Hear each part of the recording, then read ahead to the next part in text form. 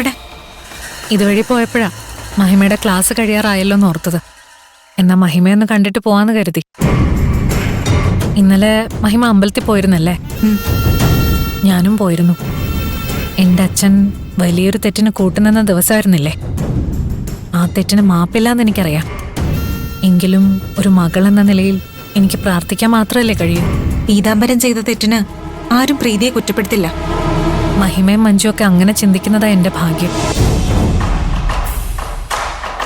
അമ്പലത്തിൽ വെച്ച് മഞ്ജുവിനെ കണ്ടില്ലേ?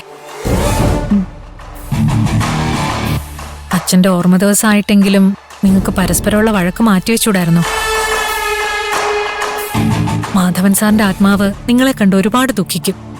എന്റെ ചേച്ചി അദ്ദേഹത്തെ കൊല്ലാൻ കൂട്ടുനിന്ന ഒരാളുടെ ഭാര്യയും കുഞ്ഞിന്റെ അമ്മയുമായി. അത് കണ്ടിട്ടുണ്ടാവും പോകുന്ന വിഷമമൊന്നും ഞങ്ങളുടെ വഴക്ക് കണ്ട അച്ഛനുണ്ടാവില്ല.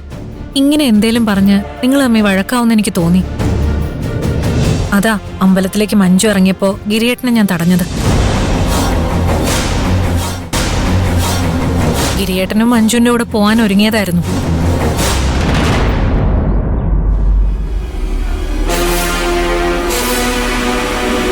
അല്ല, മാധവൻ സാറിന്റെ ചടങ്ങിന് ഗിരിയേട്ടനെ കൂട്ടിക്കൊണ്ടുപോയാ നാട്ടുകാർ മോശം പറയാൻ സാധ്യതയുണ്ടെന്ന് ഞാനാ അവരെ ഓർമ്മിപ്പിച്ചത്. അത് ശരിയാണെന്ന് തോന്നിയിട്ടാവും ഗിരിയേട്ടൻ മഞ്ജുവിന്റെ കൂടെ പോവാത്തത്. അപ്പൊ ആ ബോധം ചേച്ചിക്ക് സ്വയം ഉണ്ടായില്ല അല്ലേ? അച്ഛന്റെ ചടങ്ങിന് അദ്ദേഹത്തെ കൊല്ലാൻ കൂട്ടുനിന്ന ആളെ കൂടെ കൂട്ടരുതെന്ന അറിവ് പോലും എന്റെ ചേച്ചിക്ക് ഇല്ല അല്ലേ? അയ്യോ, അങ്ങനെയല്ല. ഏതൊരു ഭർത്താവാണെങ്കിലും ഭാര്യ അമ്പലത്തിലേക്ക് പോകുമ്പോ, പ്രത്യേകിച്ച് ഗർഭിണിയായിരിക്കുമ്പോ, ഒറ്റയ്ക്ക് പോണ്ടാന്ന് കരുതില്ലേ? അതുകൊണ്ടാവും ഗിരിയേട്ടൻ കൂടെ വരാന്ന് പറഞ്ഞത്. അതെന്തിനാണെന്ന് പോലും ഗിരിയേട്ടൻ ഓർത്തു കാണില്ല. പക്ഷെ മഞ്ജു അതൊരിക്കലും മറക്കില്ല. ഞാൻ പറഞ്ഞില്ലായിരുന്നെങ്കിൽ മഞ്ജു തന്നെ അതിനെക്കുറിച്ച് ഗിരിയേട്ടനോട് പറഞ്ഞേനെ.